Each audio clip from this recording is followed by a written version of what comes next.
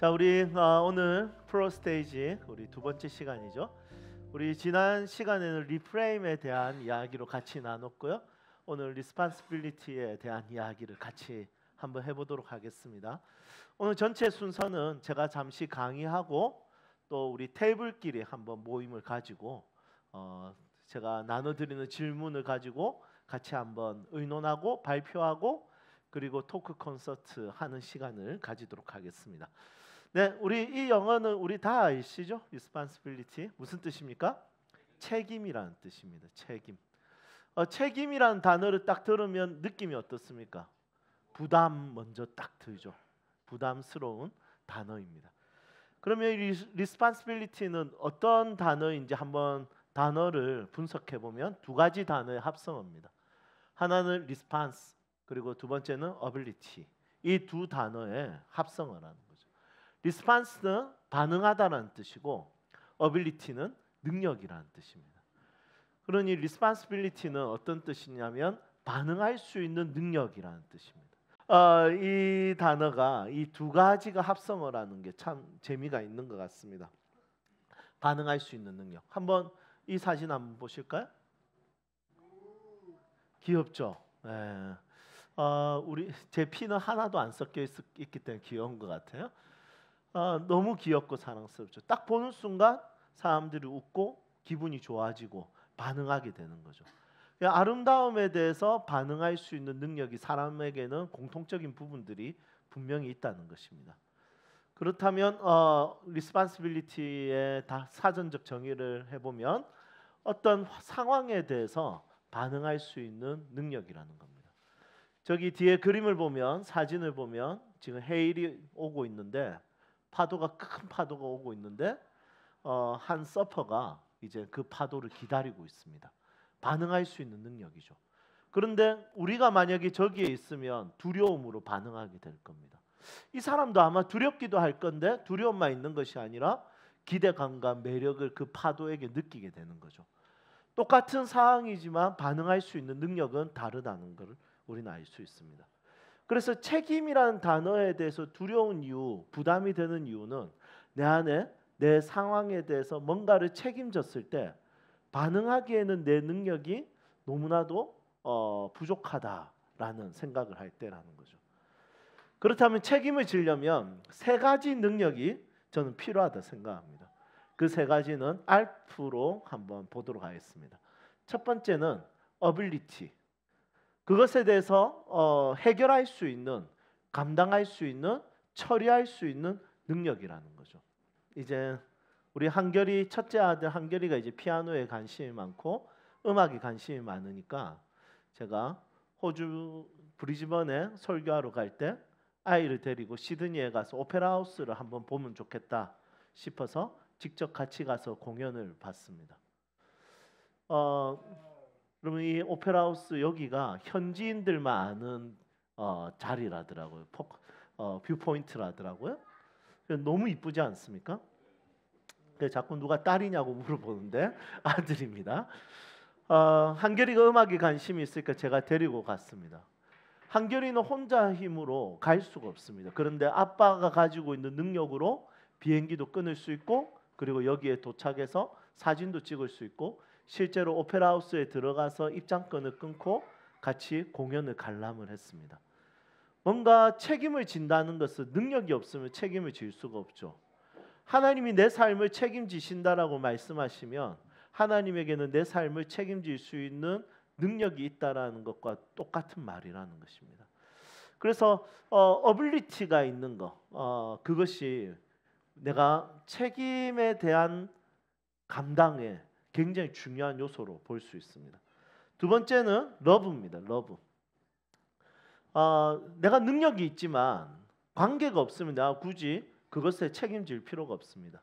한결이 내가 같이 시드니에 갈 수 있는 제가 비행기 표도 끊어줄 수 있고 같이 음악의 입장에 들어갈 수 있는 입장권도 끊어줄 수 있지만 제가 한결이를 사랑하지 않으면 제가 굳이 그렇게 할 필요가 없다는 거죠.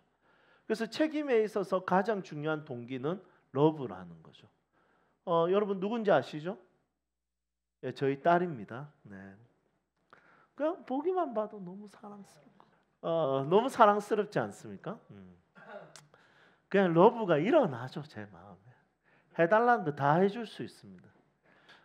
저의 어빌리티를 저 딸에게 사용하는 게 저는 제일 기쁩니다. 그래서 책임을 진다라고 했을 때 내 안에 필요한 요소는 뭐냐면 러브죠. 러브. 동기가 필요하다는 겁니다. 마지막 세 번째는 페이스풀리스, 신실함, 성실함입니다. 이 성실함이 없으면 책임을 질 수가 없는 거죠. 능력으로 한번 살짝 한다고 해서 책임을 질 수 있는 게 아닙니다. 우리가 뭔가를 책임질 때는 성실하게 그것에 대해서 감당할 수 있어야 되는 거죠. 그래서 저는 성실함은 인간에게 가지고 있는 최고의 무기라고 생각합니다. 하나님도 자기에 대해서 이렇게 이야기하죠. 난 성실하다 이렇게 이야기합니다. 그래서 성실함.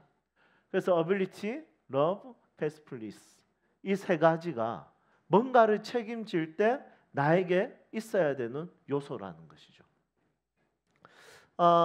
여러분 저는 아까 이야기했다시피 강사로 이렇게 많이 다니고 있습니다. 저에게 너무 가분한 자리죠. 그런데 저렇게까지 서는 데 있어서 제 인생에 가장 중요했던 것은 재능보다는 성실함이었습니다. 그래서 그 성실함이 저를 책임지게 만드는 자리까지 오게 하고 또 그 책임지는 자리에서 성실하게 할 때 그것을 책임지게 되는 것을 발견하게 되는 거죠. 그래서 저는 성실함이 제일 중요한 요소지 않을까 싶습니다. 자, 그렇다면 내가 뭔가를 책임졌을 때 그것에 대해서 기대하는 효과가 있겠죠? 내가 책임졌을 때 아무런 효과가 없다면 굳이 내가 책임질 필요가 없는 요소입니다.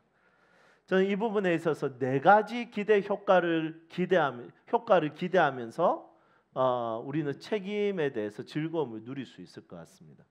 첫 번째 어떤 기대냐? 내가 했을 때 문제가 해결되는 기대 효과죠.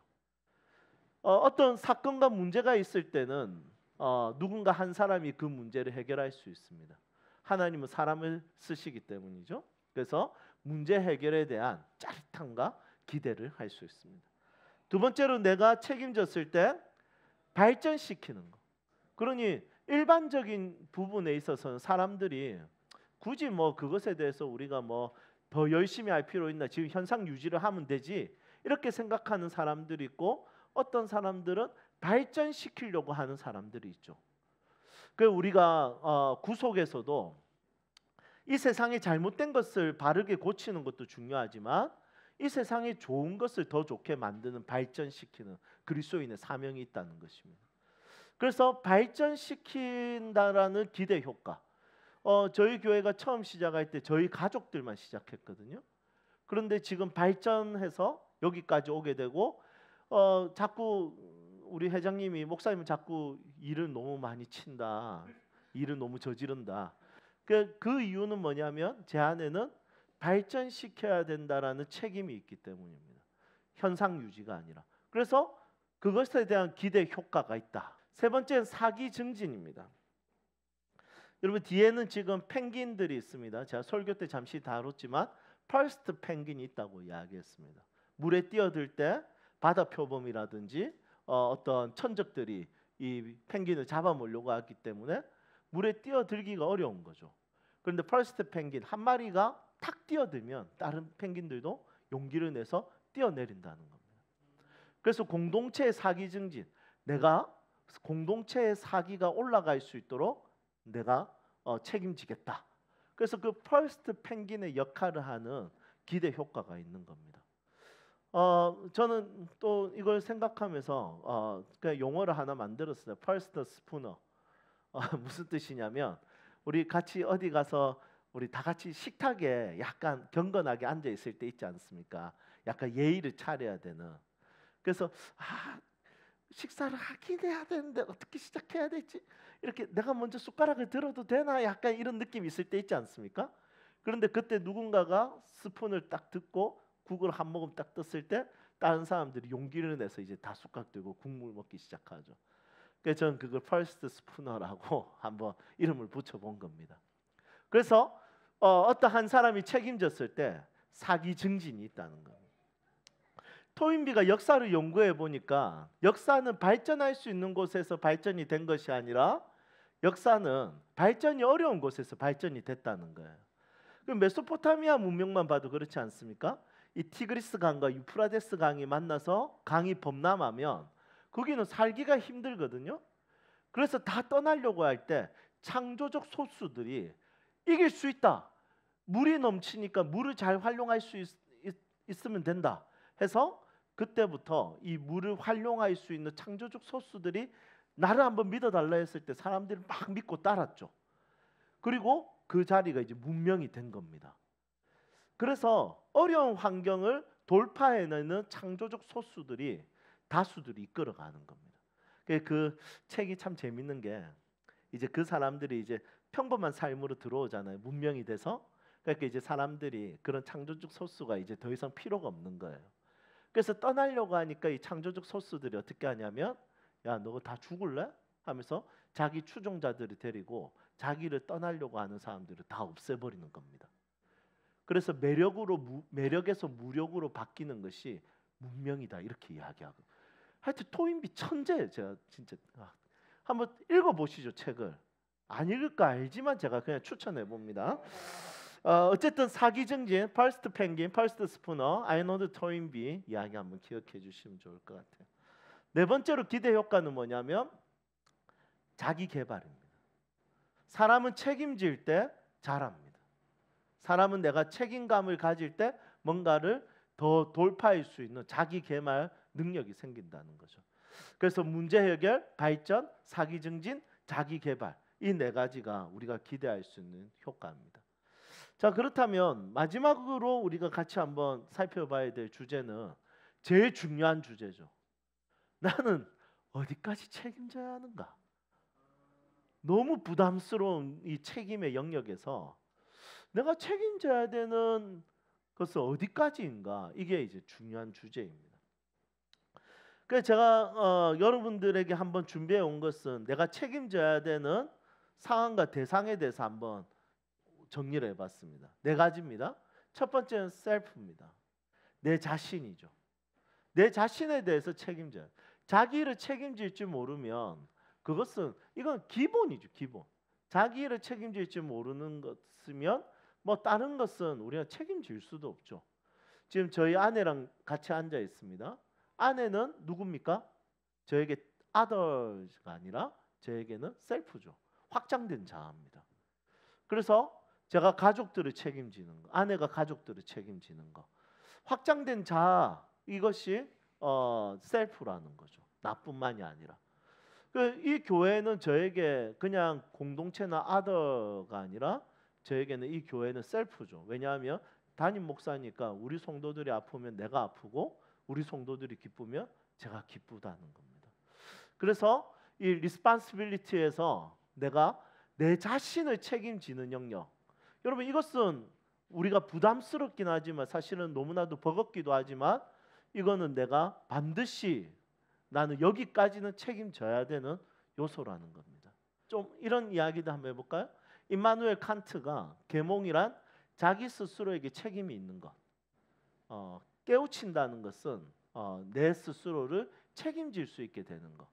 누가 책임져 주겠지를 인생을 살다가 어느 순간부터 내 자신을 내가 책임져야 된다는 것을 알게 되는 것이 계몽이다.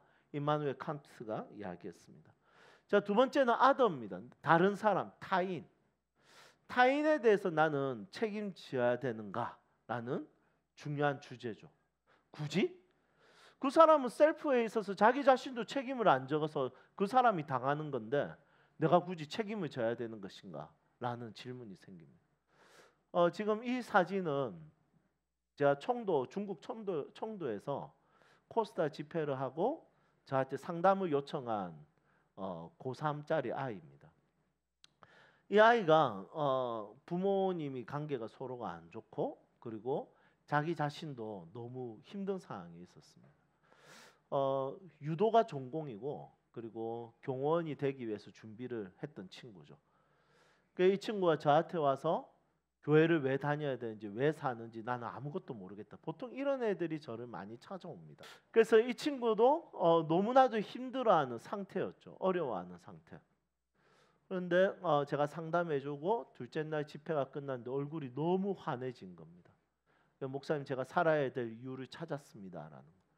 그때 상담할 때 아더, 저랑 전혀 상관없는 타인이었지만 저는 얘에 대한 책임 의식을 가지게 된 거죠. 그리고 고등학교를 잘 졸업하고 서강대에 입학을 하게 되었습니다. 그리고 한국에 와서 저한테 종종 연락 와서 자기가 지금 살아가는 방법과 방식에 있어서 상담을 하고 이야기할 때가 있습니다. 타인에 대한 어떤 책임에 대해서 한번 고민해 볼 필요가 있지 않을까. 세 번째는 공동체입니다. 커뮤니티에 대한 이야기입니다. 내가 속해 있는 공동체에서 나 어디까지 책임 의식을 가질 것인가.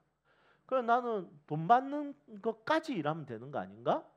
여러분, 그런 생각을 할 수가 있습니다. 그래서 커뮤니티라는 거, 이 공동체라는 거, 내가 책임져야 되는 데 있어서 고민이 되죠. 내 가정은 셀프니까 당연히 책임져야 되지만 직장은 내가 받는 돈보다 더 해야 되는가? 우리 어른들은 정말 놀랍게도 그렇게 살아왔지 않습니까? 어른들은 자기 평생 회사에 대한 어떤 이런 마음들이 컸었습니다.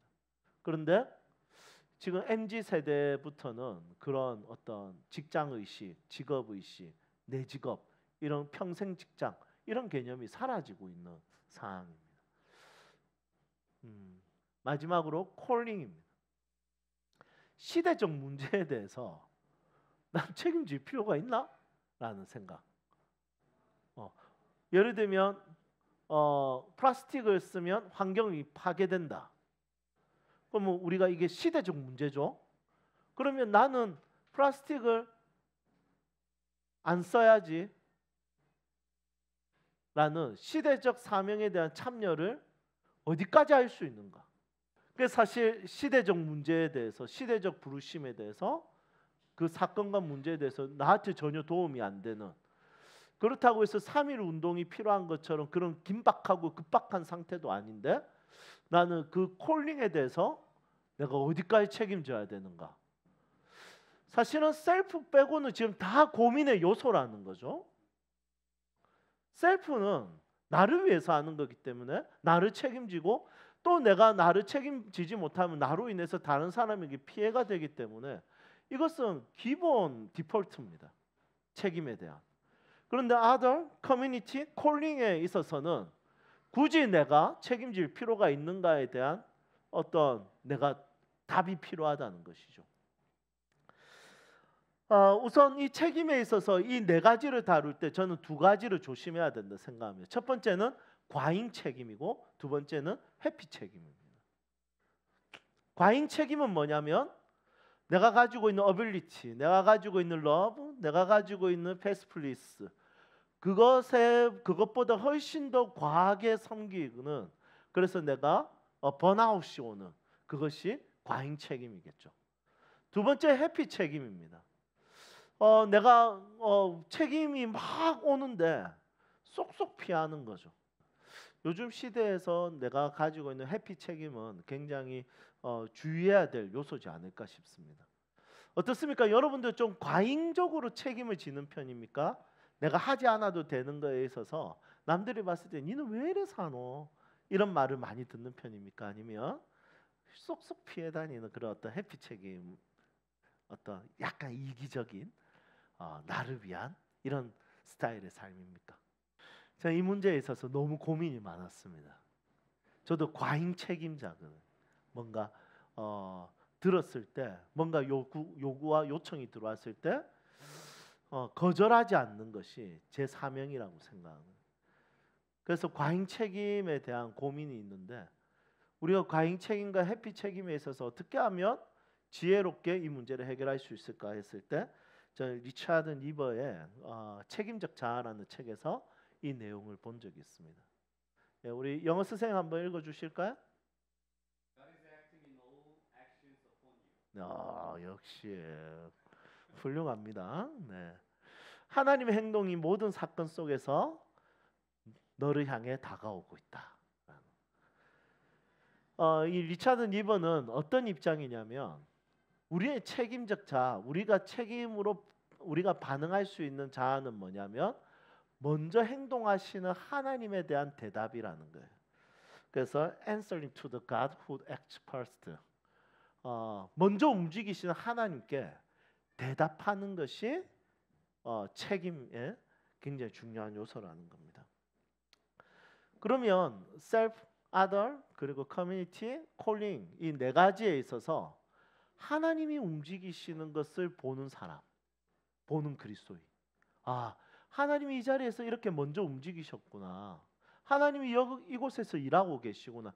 이걸 보는 사람은 과잉이든 해피든 이런 것과 상관없이 내가 반응하고 대답할 수 있는 책임적 자아라는 소유하는 거라는 거예요. 다 같이 선교 갑시다. 완전히 이건 콜링이죠. 시대적 부르심이죠. 나는 여행을 가고 싶은 돈을 모아놨는데 이 콜링에 있어서 어떻게 반응할 것인가 했을 때 하나님이 그 땅에 일하신다는 것을 보고는 사람들은 answering to God 할 수 있다는 거예요. answering to the God 할 수 있다는 겁니다. 그러면 이런 부분에 있어서 저는 가장 중요한 것은 하나님과의 관계라는 생각. 하나님이 일하시고 어디서 일하시고 무엇을 하시고 하나님의 시선, 하나님의 손과 발, 하나님의 행하심 그것에 대한 이해를 가지고 있는 사람. 그분과의 관계를 통해서 시대를 보고 나라를 보고 공동체를 보고 내 자신을 보고 그분의 관점으로 타인을 볼 수 있는 눈을 가지고 있다면 우리는 언제든지 answering to the God 그분의 움직이심에 그분의 행동하심에 반응할 수 있다는 것입니다. 그러니 우리는 이렇게 하는 게 맞다 저렇게 하는 게 맞다가 아니라 내가 반응할 수 있는 능력 response ability 어디에 반응할 수 있는 능력입니까? acting God 움직이시는 하나님에 대해서 반응할 수 있는 능력이 중요하다는 겁니다. 여러분 이제 막 구체적으로 들어가다가 결국 마무리는 우리 기독교인은 하나님이지 않겠습니까? 너무나도 추상적인 이야기 같지만 하나님과의 관계를 가지며 사는 사람들은 분명히 알 겁니다. 주님이 부르신다. 주님이 하라고 하신다. 주님이 먼저 일하시네. 그분이 하신다. 라는 것을 분명히 볼 것입니다. 이걸 못 본다면 아직까지 하나님에 대한 이해가 떨어지는 부분들이죠. 자, 이 내용에 대해서 저는 두 가지 질문을 드리도록 하겠습니다. 첫 번째, 나의 책임이 공동체에 주는 기대 효과, 문제 해결, 발전, 사기 증진 가운데 지금 우리에게 가장 필요한 것은 무엇인가? 지금 내가 뭔가를 책임졌을 때 이 세 가지는 이 영역에서 이렇게 나타나고 저 영역에서 이렇게 나타날 것이다. 그것에 대해서 responsibility, 내가 해야 되는 행동은 무엇인가? 이게 첫 번째 주제고요. 두 번째는 self, other, community calling 중에 내가 요즘 가잉 책임 혹은 해피 책임에 빠진 영역은 무엇인가? 그리고 나에게 어떤 변화가 필요한가? 또 이렇게도 한번 나눠볼까요? 하나님의 움직이심을 보고 내가 반응한 적이 있는 삶의 요소들 이 부분까지 한번 나눠봤으면 좋겠습니다. 네, 강의는 여기까지고요. 조금 도움이 되셨을지 모르겠습니다. 이 강의 내용을 가지고 우리 테이블 모임 하도록 하겠습니다. 테이블 어떻게 편성을 해주십시오. 먼저 귀한 말씀 전해주신 목사님께 박수 한번 드립니다.